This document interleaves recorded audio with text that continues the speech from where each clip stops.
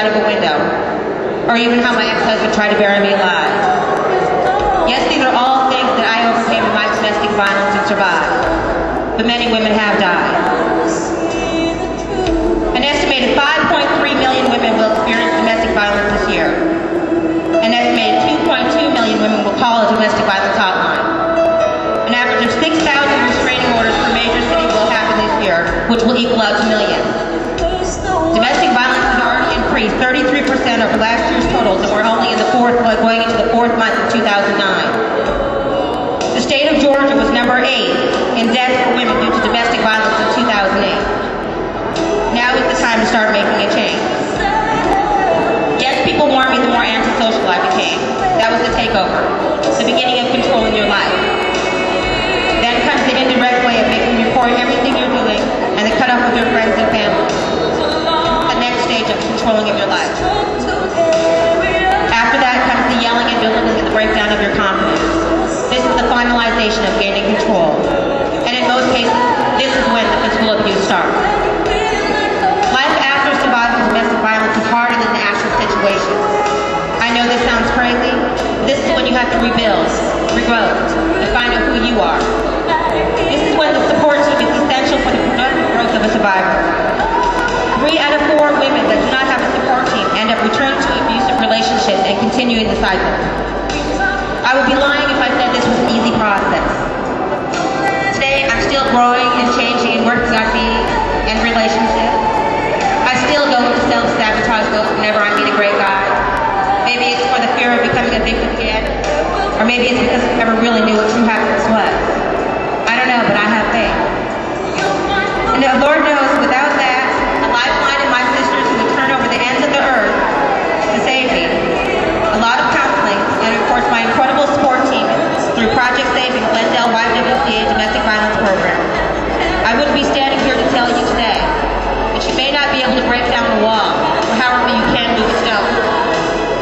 So before I go into introducing NBA Entertainment's recording artist, I would like to proudly, lovingly, and forever grateful introduce you to my lifeline and sister, Vanessa Laney.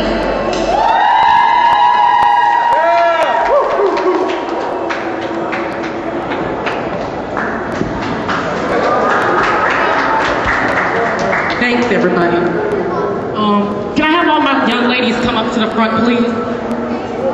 All my young ladies, young women, everybody, I need you guys to come up front, because this is some real talk that's about to happen. All my young ladies and my young men, because this also affects you guys. All my young men and all my young ladies, come to the front. Domestic violence not only affects the family, it affects the victim, and as well as it affects children.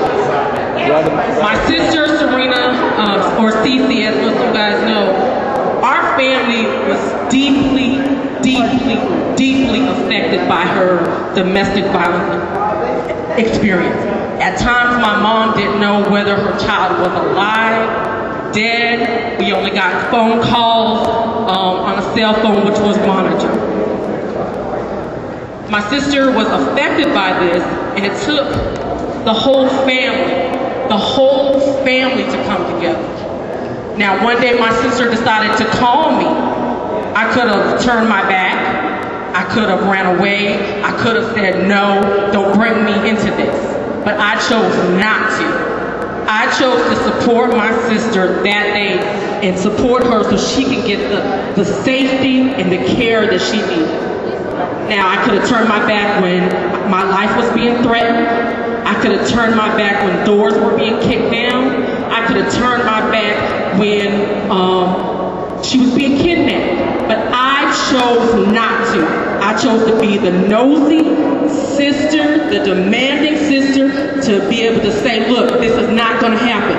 This is not going to happen to where my mom is going to have to bury her child. It wasn't going to happen. So I chose to fly to other states. I chose to get in my car and drive to the places I need to drive to make sure that my sister was okay. Families need their loved ones. They need their loved ones to support them no matter what. No matter if you can't stand it, they got busted in the eye. Tomorrow, and today, they were back with that person that did it. It doesn't matter. It's you being that support person for that family member.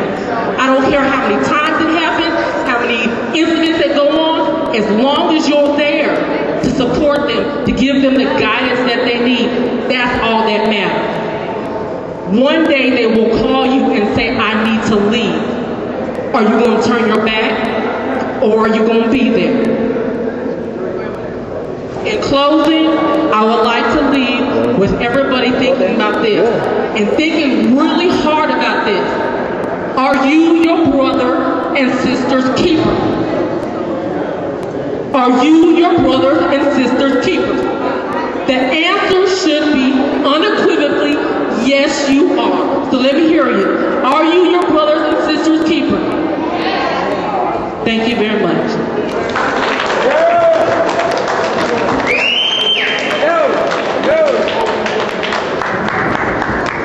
Okay. Now, enough of all breaking everybody's hearts. Okay, I would probably like to introduce NBA Entertainment's recording artist.